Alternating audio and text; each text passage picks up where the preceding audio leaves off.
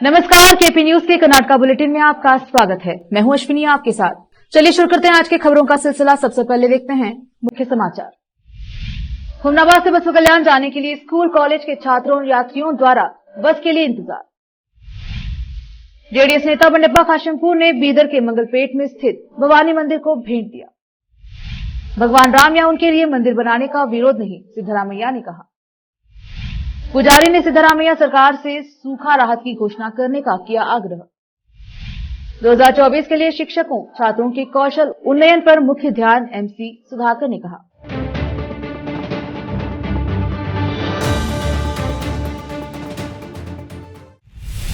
अब समाचारों का सफर शुरू करते हुए देखते हैं समाचार विस्तार से।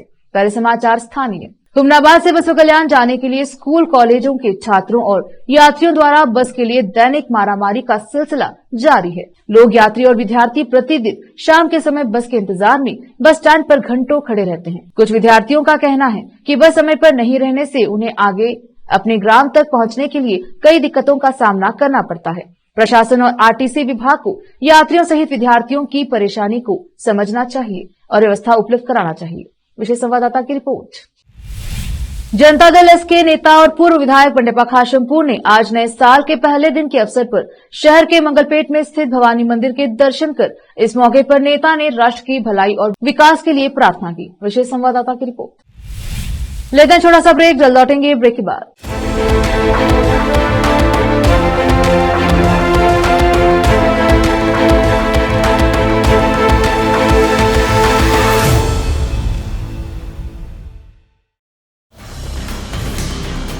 हिंदुस्तान के हर कोने में हम हैं मौजूद। 24 घंटे हालात पर गहरी नजर, खबरों से जुड़े चुपते सवालात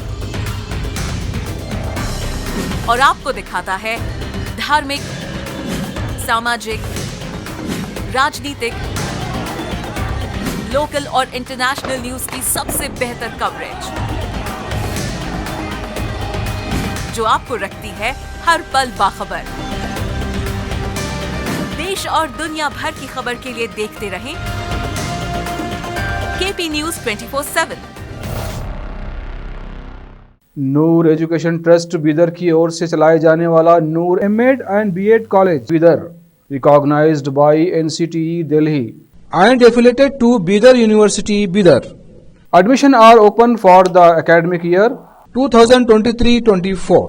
विशेषज्ञ और सक्षम शिक्षकों द्वारा शिक्षा प्राप्त करने के लिए नूर एमएड एंड बीएड कॉलेज में दाखिला लें और शांत वातावरण में शिक्षा प्राप्त करें।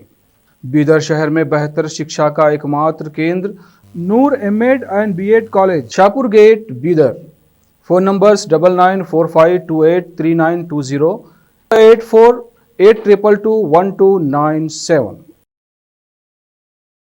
देवियों और सज्जनों, खाना पीना हमारे स्वस्थ रहने के लिए बहुत आवश्यक है और खाने पीने में अगर चटपटी और स्वादिष्ट चीजें खाने को मिल जाएं तो मजा दुगना हो जाता है। अगर पानी पूरी, भेलपूरी, कचौरी जैसी चीजें हों तो फिर तो मजा ही आ जाए।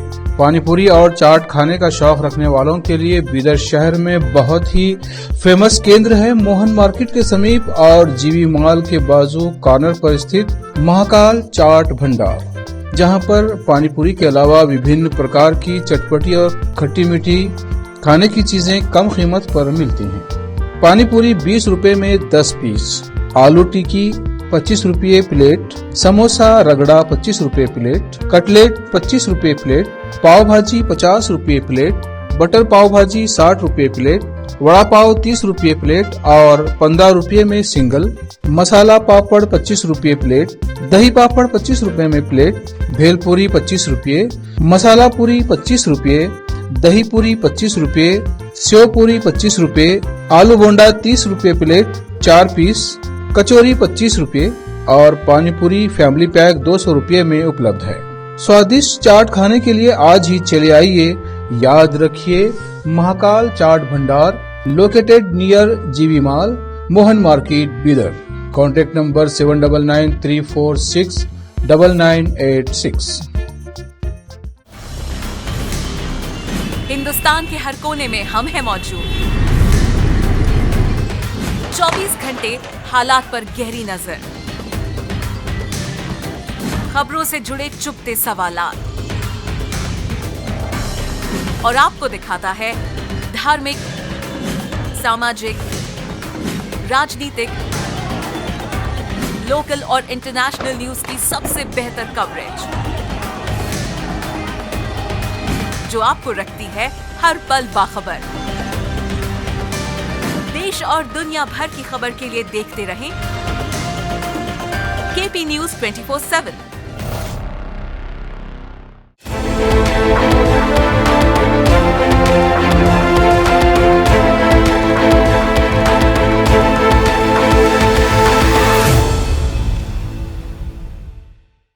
ब्रेक के बाद स्वागत है आपका। देखते हैं समाचार।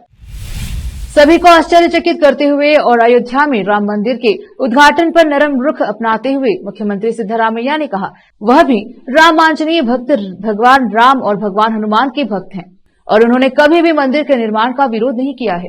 बेंगलुरु प्रेस क्लब के वार्षिक नववर्ष पुरस्कार समारोह में हिस्सा लेने के बाद सिद्धरामैया ने कहा हम राम मंदिर निर्माण के विरोध में नहीं है, हम अयोध्या के विरोधी नहीं है, वास्तव में हम इसके पक्ष में हैं। उन्होंने कहा कि उन्होंने अपने गृहनगर में राम मंदिर बनवाया है, हम कभी भी भगवान राम के विरोधी नहीं हैं।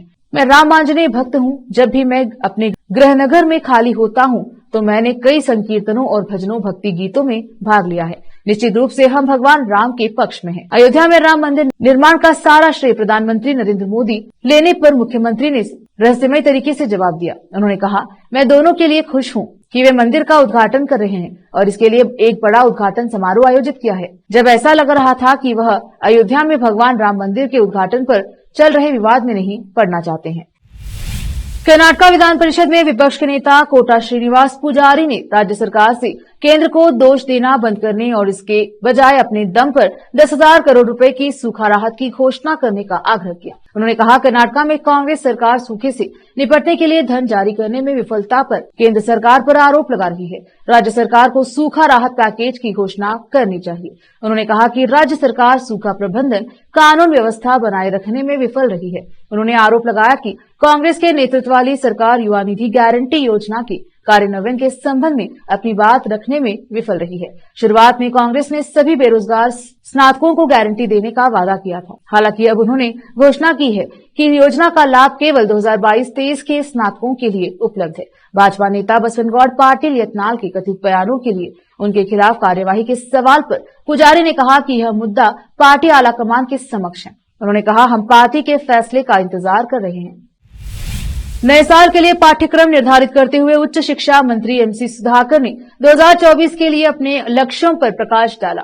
मंत्री ने कहा कि न केवल छात्रों के लिए बल्कि शिक्षकों के लिए भी शिक्षा की गुणवत्ता में सुधार के लिए कौशल उन्नयन पर मुख्य ध्यान दिया जाएगा। उन्होंने दावा किया कि उनके कार्यभार संभालने की 6 महीने से अधिक समय में बहुत सारे काम किए गए हैं। हम उच्च शिक्षा के लिए नई चीजों का प्रस्ताव दे रहे हैं और आने वाले दिनों में हम कम अंग्रेजी बोलने वाले चचेरे भाइयों के लिए वाधवानी फाउंडेशन के साथ एक समझौता ज्ञापन पर हस्ताक्षर करेंगे। प्रारंभ में यह शिक्षकों के कौशल को बढ़ाने के लिए होगा और बाद में इसे सरकारी संस्थानों, पॉलिटेक्निक और इंजीनियरिंग कॉलेजों में छात्रों तक बढ़ाया जाएगा। उन्होंने कहा कि विदेशी विश्वविद्यालयों के साथ सहयोग और गठजोड़ पर बोलते हुए मंत्री ने बताया कि विनिमय कार्यक्रम के लिए कई बैठकें होने वाली हैं। हमने एक विनिमय कार्यक्रम के लिए न्यूजीलैंड के 8 विश्वविद्यालयों के साथ एक बैठक की है जिसमें फरवरी 2024 में ज्ञान साझा करना शामिल है।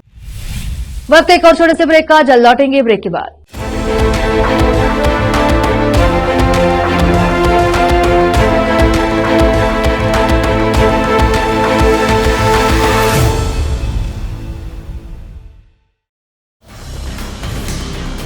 हिंदुस्तान के हर कोने में हम हैं मौजूद। 24 घंटे हालात पर गहरी नजर, खबरों से जुड़े चुपते सवालात और आपको दिखाता है धार्मिक, सामाजिक, राजनीतिक, लोकल और इंटरनेशनल न्यूज की सबसे बेहतर कवरेज जो आपको रखती है हर पल बाखबर। देश और दुनिया भर की खबर के लिए देखते रहें KP news 24/7। Noor education trust Bidar की ओर से चलाए जाने वाला Noor MEd and BEd college Bidar, recognised by NCTE Delhi, and affiliated to Bidar University, Bidar. Admission are open for the academic year 2023-24. विशेषज्ञ और सक्षम शिक्षकों द्वारा शिक्षा प्राप्त करने के लिए नूर एमएड एंड बीएड कॉलेज में दाखिला लें और शांत वातावरण में शिक्षा प्राप्त करें। बीदर शहर में बेहतर शिक्षा का एकमात्र केंद्र Noor MEd and BEd college, Shahpur gate, Bidar. Phone numbers 9945283920, 8482221297। Hindustan के हर कोने में हम हैं मौजूद। 24 घंटे हालात पर गहरी नजर, खबरों से जुड़े चुपते सवालात और आपको दिखाता है धार्मिक, सामाजिक, राजनीतिक, लोकल और इंटरनेशनल न्यूज की सबसे बेहतर कवरेज, जो आपको रखती है हर पल बाखबर। देश और दुनिया भर की खबर के लिए देखते रहें केपी न्यूज 24/7।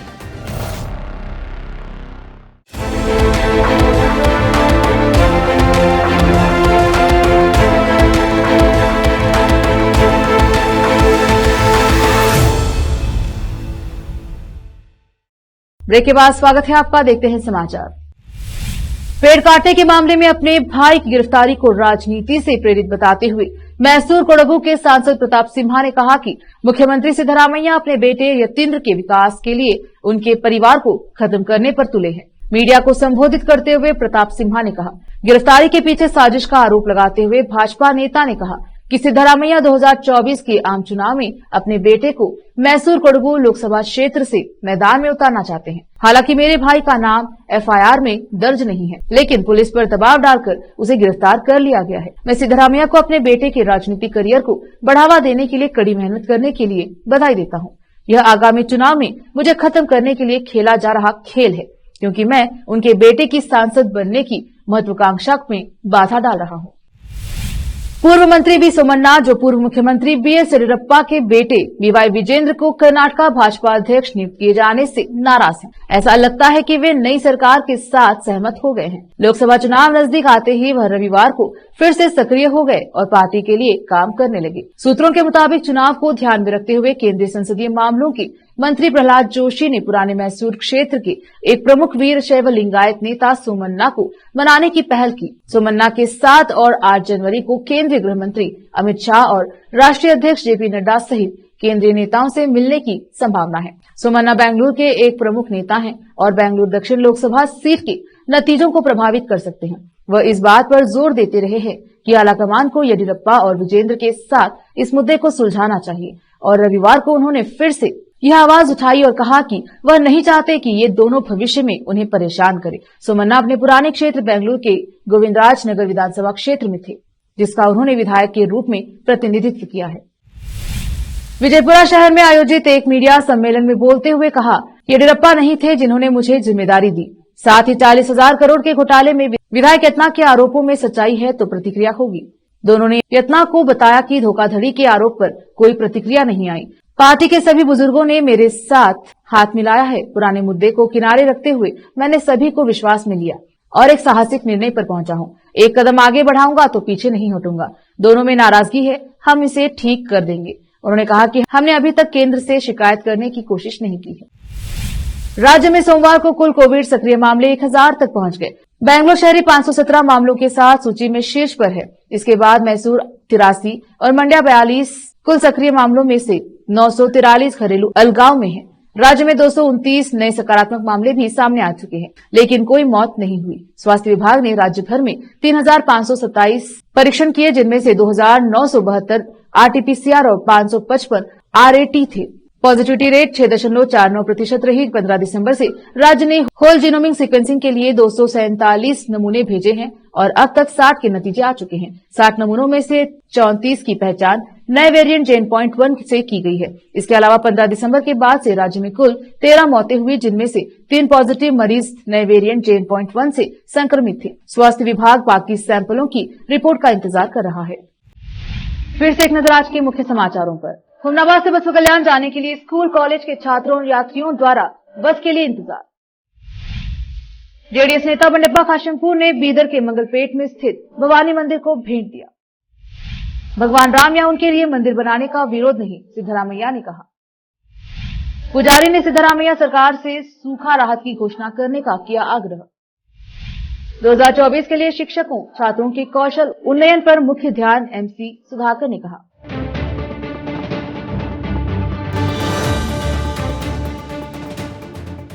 केपी न्यूज के कर्नाटका बुलेटिन में आज इतना ही। देखते रहिए केपी न्यूज 24/7।